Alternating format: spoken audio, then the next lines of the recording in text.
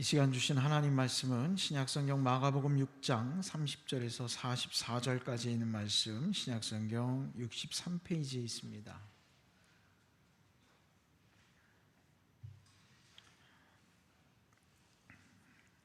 마가복음 6장 30절에서 44절 말씀 제가 읽겠습니다. 사도들이 예수께 모여 자기들이 행한 것과 가르친 것을 낱낱이 고하니 이르시되 너희는 따로 한적한 곳에 가서 잠깐 쉬어라 하시니 이는 오고 가는 사람이 많아 음식 먹을 겨를도 없음이라. 이에 배를 타고 따로 한적한 곳에 갈새 그들이 가는 것을 보고 많은 사람이 그들인 줄 안지라. 모든 고을로부터 도보로 그곳에 달려와 그들보다 먼저 갔더라. 예수께서 나오사 큰 무리를 보시고 그 목자 없는 양 같음으로 인하여 불쌍히 여기사 이에 여러 가지로 가르치시더라. 때가 저물어 가매 제자들이 예수께 나와 여짜오되 이곳은 빈들이요 날도 저물어 가니 무리를 보내어 두루 촌과 마을로 가서 무엇을 사 먹게 하옵소서. 대답하여 이르시되 너희가 먹을 것을 주라 하시니 여짜오되 우리가 가서 200데나리온의 떡을 사다 먹으리이까. 이르시되 너희에게 떡 몇 개가 있는지 가서 보라 하시니 알아보고 이르되 떡 5개와 물고기 2마리가 있더이다 하거늘 제자들에게 명하사 그 모든 사람으로 때를 지어 푸른 잔디 위에 앉게 하시니 때로 100명씩 또는 50명씩 앉은지라.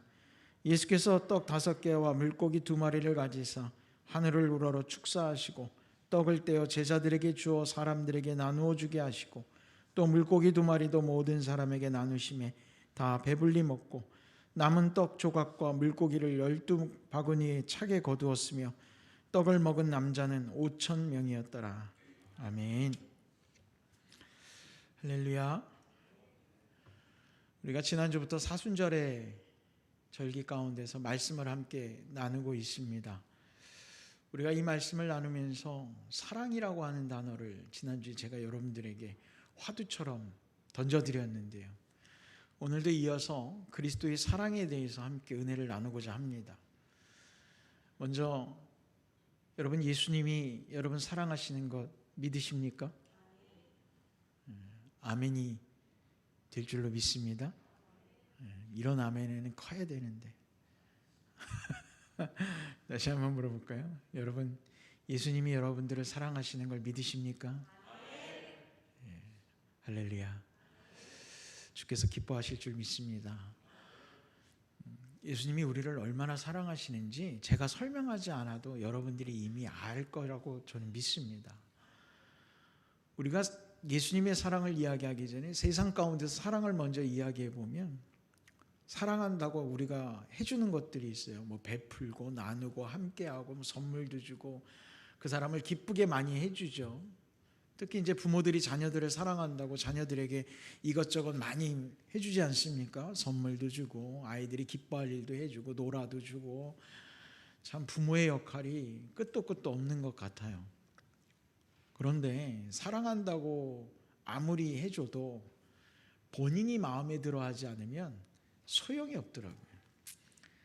아무리 맛있는 음식을 대접을 해도 먹지 않는 음식을 대접을 받으면 여러분 기쁠 리가 없어요. 아무리 좋은 옷을 금은 장신구를 내가 선물을 받아도 내가 좋아하는 스타일이 아니면 별로 그렇게 기쁘지가 않아요. 사랑이라고 하는 것을 통해서 우리가 제공받는 모든 것들 안에는 여러분 우리가 요즘 말로 하자면 소통이라고 하는 것들이 필요하고 원하는 걸 제공받을 때 사랑을 느낄 수 있는 거라는 거죠. 예수님의 사랑, 예수님이 여러분들을 사랑한다고 우리가 말씀을 시작하면서 아멘 했는데 여러분 어때요? 예수님이 여러분들에게 주시는 사랑은 여러분 마음에 드십니까? 만족하십니까?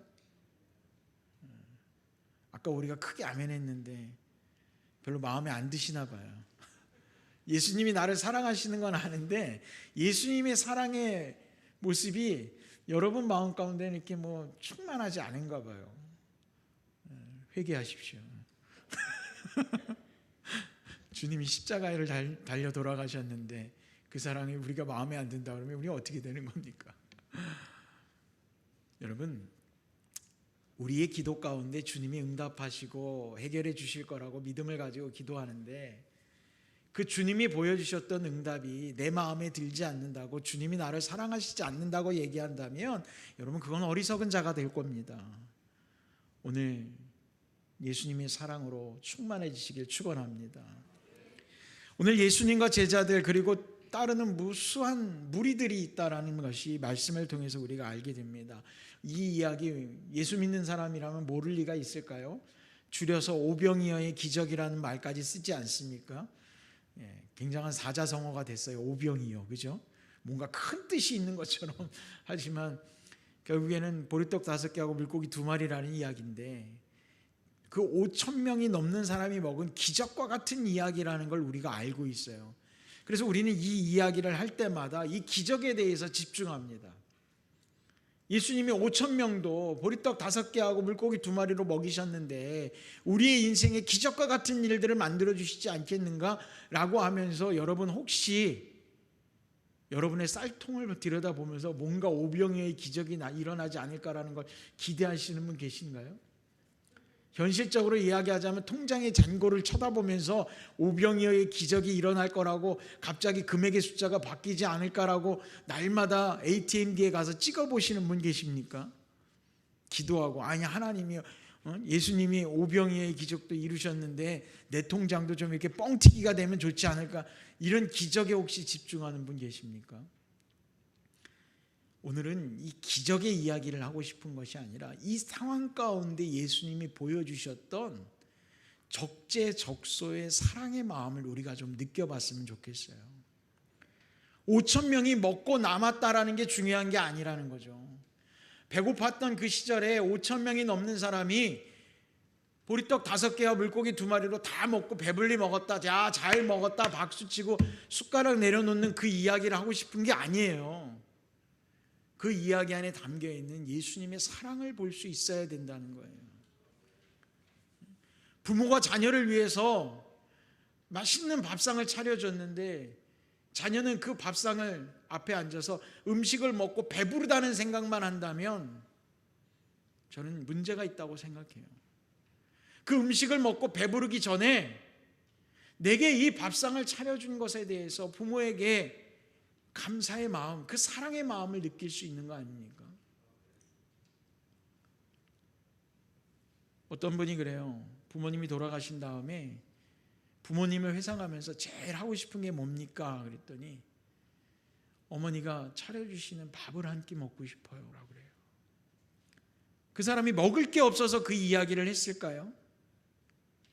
자기가 평생을 어머니가 차려주신 밥상을 통해서 자기가 느꼈던 어머니의 사랑에 대한 기억이 강렬하게 남아있기 때문에 그 밥상을 다시 대하고 싶은 것 아닐까요?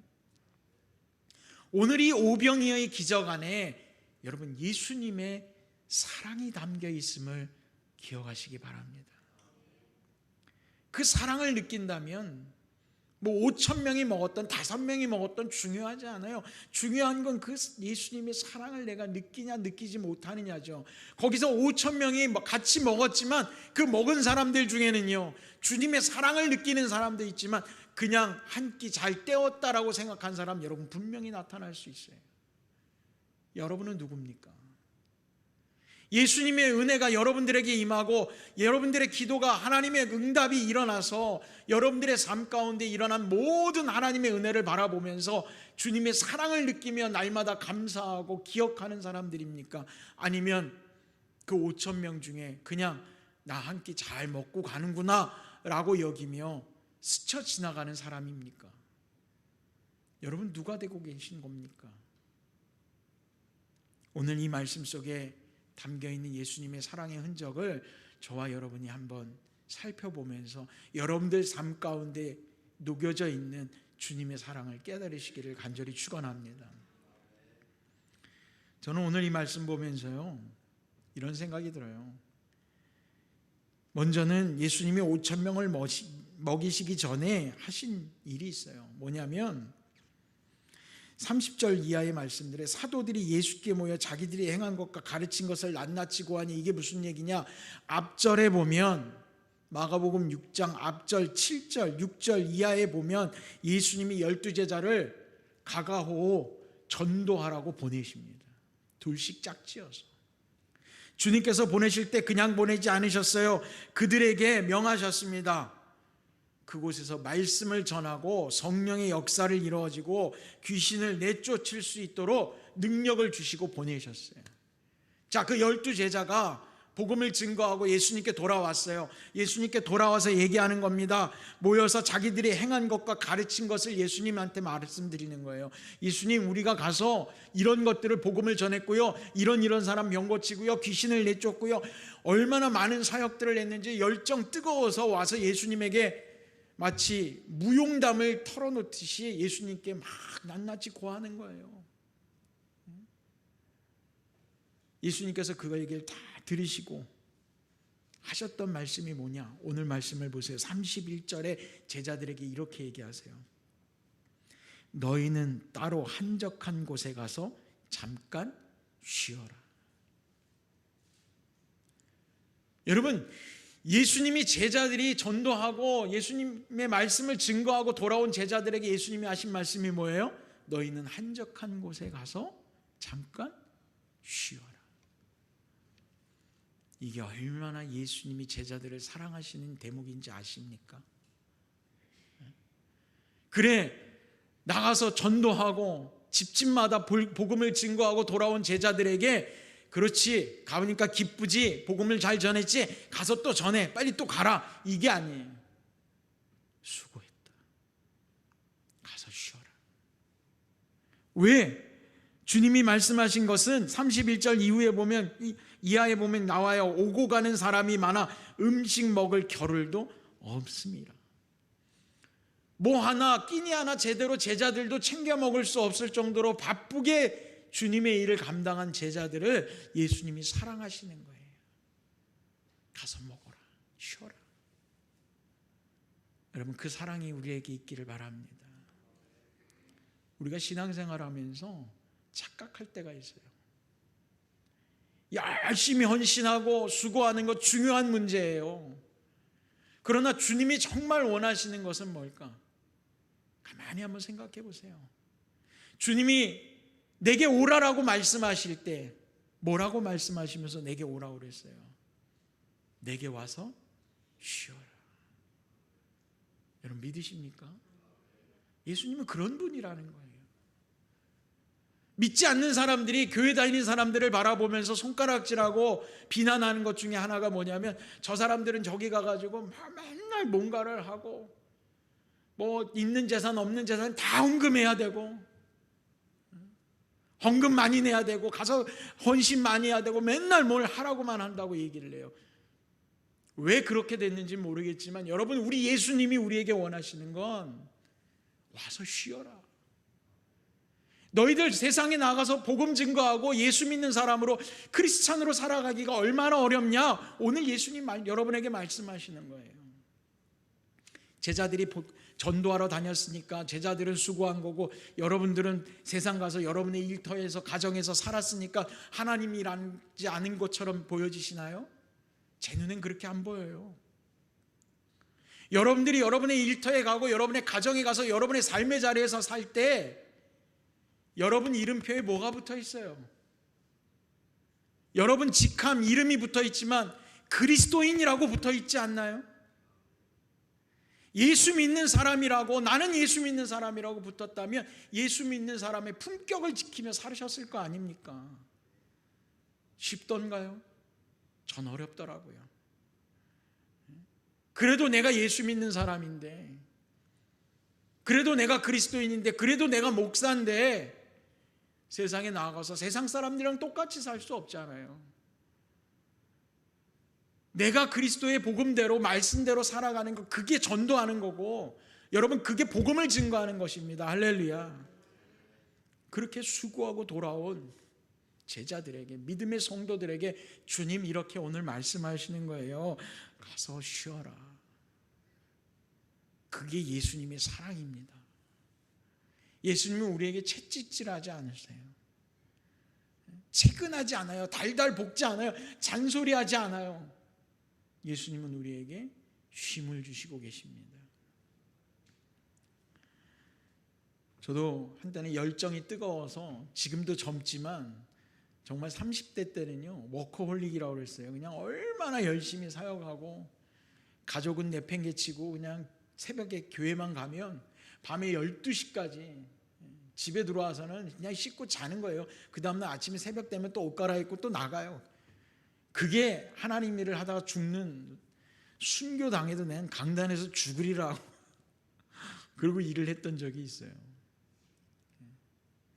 그런데 어느 날 교회 학교, 저희 교회도 이제 아이들이 히지쇼라고 하는 프로그램을 가지고 아이들이 말씀을 양육하고 있지만, 그 히지쇼라고 하는 아이들 교육 프로그램의 슬로건을 보고 제가 충격을 받은 적이 있어요. 교사들에게 했던 그 히지쇼의 슬로건은 뭐였냐면, 당신은 지금 충분히 잘하고 있습니다 였어요. 제가 왜 충격을 받았냐면, 교회 학교 세미나라고 할 때마다 가면 느끼는 게 뭐냐면, 교회 학교에 위기가 찾아왔습니다. 교사들이 기도하고 깨어야 됩니다. 더 열심히 섬겨야 됩니다. 더 열심히 전도해야 됩니다. 더 열심히 뭔가를 해야 된다고 막 얘기를 했어요. 근데 그 사람들이 그런 얘기를 하더라고요. 당신은 지금도 충분히 잘하고 있습니다. 우리가 세상적인 눈으로 볼 때는 더 열심히 해야지, 그거 갖고 안 돼. 교회 학교 부흥을 위해서 더 뛰어다녀야 되고 아이들한테 더 많은 걸 제공해야 되고, 그런데 지금도 충분히 잘하고 있다는 그 말을 듣는 순간에 저 나름대로 내면 안에 충격이 왔어요. 내가 정말 잘하고 있는 걸까? 사람들은 정말 잘하고 있는 걸까? 우리 주님 보시기에 부끄럽지 않으려면 난 더 열심히 했어야 되는 거 아닐까? 그런데 성경을 찾아보면 찾아볼수록 느껴지는 건 뭐냐면, 주님은 날마다 우리를 위로하시고 우리에게 쉬라고 말씀하고 계셔요. 여러분, 그 쉼의 의미를 깨달으시길 바랍니다. 아무것도 하지 말라는 게 아니에요. 내게 와서 쉬라는 거예요.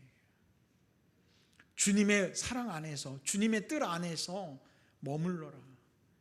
그리고 그곳에서 새로운 힘을 얻으라는 거예요. 오늘 제자들을 예수님은 그렇게 사랑하고 계세요. 여러분, 제자들이 느꼈던 주님의 사랑을 여러분들이 느끼실 수 있기를 바라요. 왜 안식일이라고 하는 개념이 있죠? 유대인들에게는. 그 안식의 개념을 보면 하나님이 6일간 창조하시고 일을 하시고 일곱째 날 쉬셨으니까 일을 하고 쉰다고 생각을 하시잖아요. 그런데 유대인들의 스케줄 안을 보면은 일을 하는 게 초점이고 7일째 쉬는 게 쉼표가 아니라 그들의 중심에 안식일이 있어요. 이 안식일이 있고 또 6일이 있는 거예요. 그리고 안식일이 중심이고 또 6일이 있는 거예요. 여러분, 6일과 하루를 비교하면 6일의 가치가 더 뛰어난 겁니다. 그러나 그들의 중심은 6일에 있지 않고 1일에 있는 거예요. 안식하는 그 날에. 우리는 주일은 안식일의 개념하고는 다른 겁니다. 여러분, 주일과 안식일의 개념을 동일시시키기에는 저는 조금 무리가 있다고 생각을 해요. 우리는 이 주일의 개념은 예수 그리스도의 십자가 사건 이후에 부활의 기쁨을 나누는 예배의 날입니다. 축제, 세일러브레이션, 기쁨의 날이라는 거예요. 모든 것이 부활하고 새롭게 거듭났다라고 하는 것에 대한 기쁨의 고백이 담긴 날이 바로 주일입니다. 직장인들은 어때요? 금요일 날만 봄을 살잖아요. 불금이라는 말도 있지만 금, 토, 일 그날만 보고 직장인들은 회사 다니는 거 아닙니까? 월요일에, 화요일에, 수요일에 점점 금요일이 가까워질수록 직장 다니시는 분들은 어때? 야, 드디어 쉬는 날이 다가오는구나. 글쎄요, 저는 그렇게 직장인이 아니기 때문에 모르겠지만 직장인들은 그런다고들 이야기를 하더라고요. 여러분, 예수님이 우리에게 주신 이 쉼의 의미는 우리가 주님의 사랑을 바라고 소망하고 기대하길 원하시는 거예요. 우리가 주님의 사랑을 소망한다라는 것, 주님의 사랑을 기대한다는 것, 그리고 주님의 사랑이 내게 임하기를 마치 직장인들이 금요일을 기다리는 것처럼 우린 날마다 기다리며 살아야지 돼요. 주님의 사랑이 여러분에게 임하시길 축원합니다. 그리고 우리의 삶에서는, 삶의 자리에서 세상에서 힘들고 어려운 일이 많아요. 내가 무시당할 때도 있고 좀 핍박, 고난 이런 말 쓸 수 있는 일들이 주변에서 많이 일어나요. 마음을 어렵게 하고 그럴 때마다 여러분 분노하고 화내고 같이 싸우고 투쟁하는 게 아니라 우리가 기다리고 소망해야 되는 건 뭐예요? 주님의 사랑이라는 거예요. 주님의 사랑과 위로로 내 이 상처받은 영혼, 내 삶 가운데 어려움들을 회복시켜 나아가기를 소망합니다. 오늘 제자들이 예수님께 나와서 무용담처럼 그들에게 있었던 어떤 말씀을 가르치고 했던 일들을 막 털어놓지만 여러분의 경험상으로 미루어 보면 어때요? 늘 주님의 일을 한다는 건 좋은 일만 있지는 않을 거라고 생각이 돼요. 왜냐하면 예수님이 제자들을 보내면서도 이렇게 말씀하셨거든요. 마가복음 6장 11절에 보면 어느 곳에 가든지 너희를 영접하지 아니하고 너희 말을 듣지도 아니하거든 거기서 나갈 때 발 아래 먼지를 떨어버려 그들에게 증거를 삼으라. 분명히 가서 복음을 전하지만 어떤 사람들은 너희들을 영접하지도 않고 듣지도 않는 사람들이 분명히 올 거라는 거예요. 저도 목회해 보니까 있더라고요. 아무리 얘기해도 귓등으로도 안 들어요. 그게 예수 안 믿는 사람뿐만이 아니라 예수 믿는 사람도 마찬가지예요. 아무리 말씀을 전해도 아무리 설명해도 따라오지 않아요. 얼마나 중심이 강한지 몰라요. 그럼 주님 뭐라고 그러시는 거예요? 분명히 그렇게 마음 아픈 일이 생길 텐데 그럴 때마다 내 발 아래에 먼지를 떨어버려라. 그 집에서 다 떨고 나오라는 거예요. 난 이 부분도 예수님이 제자들을 얼마나 사랑하시는지 알 수 있는 대목이라고 생각이 됩니다. 저는 그래서 저도 그렇게 목회하려고 해요. 아무리 안 들어도 내 손해가 아니지. 물론 안타까움은 있죠. 안타까움은 있으나 결국 주께서 위로하시길 오늘의 말씀을 통해 위로하시더라고요. 여러분, 하나님께서 우리에게 주셨던 모든 삶의 모든 모습들 안에 우리는 애쓰고 수고함이 분명히 있어야 하나 주께서 원하시는 건 구원과 쉼과 해방의 기쁨, 그 자유함의 기쁨을 우리가 깨닫기를 원하십니다. 신앙생활하면서도 그걸 잊어서는 안 돼요. 전 그래서 우리 교회 성도들이 그래요. 헌신하고 수고하는 건 좋지만 그것 때문에 힘들어한다면 여러분 그건 올바르지 않아요. 내가 하나님 앞에 헌신하고 예물을 드리고 내가 시간을 바치고 내가 수고하는 건 중요한 문제지만 그로 인해서 내 삶이 곤고해져 가고 피폐해져 가기 시작한다면 여러분 그 주께서 원하시는 것은 아닐 겁니다. 그 안에 기쁨이 있길 원하셔요. 여러분의 삶에 이 아름다운 쉼이 날마다 함께하기를 소망합니다. 두 번째로 주님이 사랑하시는 모습이 오늘 말씀에 보면 이렇게 되어 있어요. 사람들이요 배를 타고 건너가는데 예수님이 제자들한테 좀 쉬어라 이야기해 놓고서 배를 타고 건너가시는 거예요. 사람들한테 좀 분리시켜 놓은 거죠. 제자들이 너무 힘드니까 먹지도 못하고 사역에 시달리니까. 그런데 사람들은요 어느 때 알아가지고 제자들이 저쪽으로 가니까 야 제자들이 배를 타고 저쪽으로 간다. 예수님 저쪽으로 간다. 그냥 자기들이 도보로 가가지고 먼저 가서 기다리고 있는 거예요. 아유 참, 좀 하루라도 좀 쉼을 주지. 그럼 어떻게 해요? 말씀에 갈급함이 있는데 그 무리가 오는 걸 보는데 예수님이요 이런 마음을 가지셨어요. 34절을 한번 보세요. 여러분 34절 우리 같이 한번 읽어봅시다. 34절 시작. 예수께서 나오사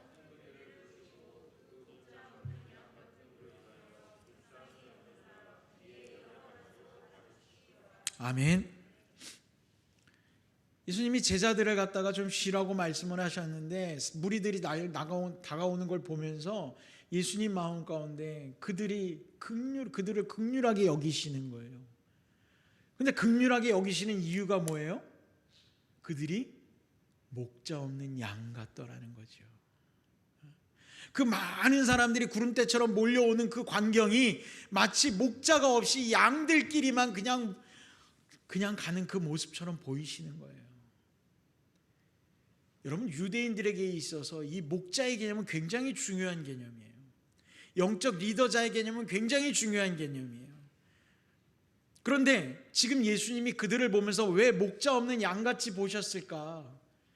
유대인들의 예수님 시대의 바리새인과 율법주의자와 서기관들과 어쨌든 리더라고, 영적 리더라고 이야기하는 제사장들과 그들의 삶을 들여다보면 그 무리들이 그 리더들과 함께 하나님을 섬기고 말씀을 듣고 자신들의 영적 상태를 케어받을 수 있는 관계가 안 되고 있다는 거예요. 바리새인들과 유대 지도자들은 자신들의 신앙을 지키는 거에는 굉장히 혈안이 되어 있지만 오히려 다른 일반 이스라엘 백성들이 믿음을 지켜 나아가는 일에 대해서 전혀 관여하지 않고 있다는 것을 알 수 있지요. 버려진 자들인 거예요. 도움받지 못하는 거예요. 케어받지 못하는 거예요. 가끔요, 저희 교회 성도가 아닌데 저한테 전화하는 사람들이 가끔 있어요. 전화해가지고 뭐 이 얘기 저 얘기 미주알 고주알 다 얘기해요. 그럼 전 그래요. 거기 담임 목사한테 전화하라고. 난 우리 교회 교인들도 벅차. 할 일 많아. 거기 담임 목사님한테 얘기해요. 나한테 물어요. 목사님 이건 이렇게 해야 돼요, 저렇게 해야 돼요, 어떻게 해야 돼요 물어봐요. 아니 거기 담임 목사님한테 물어봐요. 왜 나한테 물어봐? 담임 목사님한테는 어려워서 전화도 못한대요. 난 쉬운 사람이에요?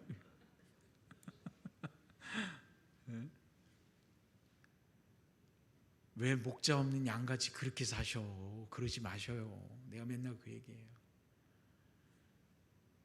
전화 끊고 나서도 그래도 뭐 어떻게 해요? 전화했는데 이 얘기 저 얘기 해주고 기도도 해주고. 왜? 오늘 예수님의 마음이 느껴져요. 목자 없는 양이라는 게 뭔지. 유대의 지도자들과 함께 하지 못하고 마치 떨어져서 버림받은 것처럼, 구원의 길에서 버림받은 자들처럼 이스라엘 백성들이 얼마나 갈급하면 주의 복음을 증거하고 있는데 그 배를 타고 건너가고 이쪽 다른 데로 가는데 백성들이 몰려와가지고 그걸 쫓아가겠냔 말이에요. 그러니까 예수님이 그들을 보시고 목자 없는 양 같아서 긍휼히 여기셔서 그들에게 말씀을 여러 가지를 가르치셨다. 성경이 그렇게 기록하고 있어요. 자, 이제 드디어 오병이어의 역사가 일어나는 순간인데, 복음을 증거하고 말씀을 가르치다 보니까 이제 어느덧 때가 돼서 시장길을 느낄 그 배고픔의 시기가 왔어요. 음식은 먹어야 돼요. 예수님이 오늘 말씀이 마가복음, 마태복음, 누가복음, 요한복음에도 다 나와 있는 이야기지만 조금씩 다른데, 요한복음에 보면 보리떡 5개와 물고기 2마리를 가지고 나온 게 어린아이라고 유일하게 요한복음에만 기록되어져 있어요. 그러니까 우리가 다 어린애가 가지고 왔구나라고 생각되는데, 마태, 마가, 누가복음에는 어린아이라는 말은 나오지 않아요. 그냥 예수님이 너희들이 뭘 가지고 있느냐 물어보니까 이거밖에 없습니다 라고 얘기를 하는데, 결국 그걸 제자들을 통해서 예수님에게 가게 된 거죠. 그걸 가지고 5,000명이 먹는 역사가 일어나는 건데, 혹자는 그래요.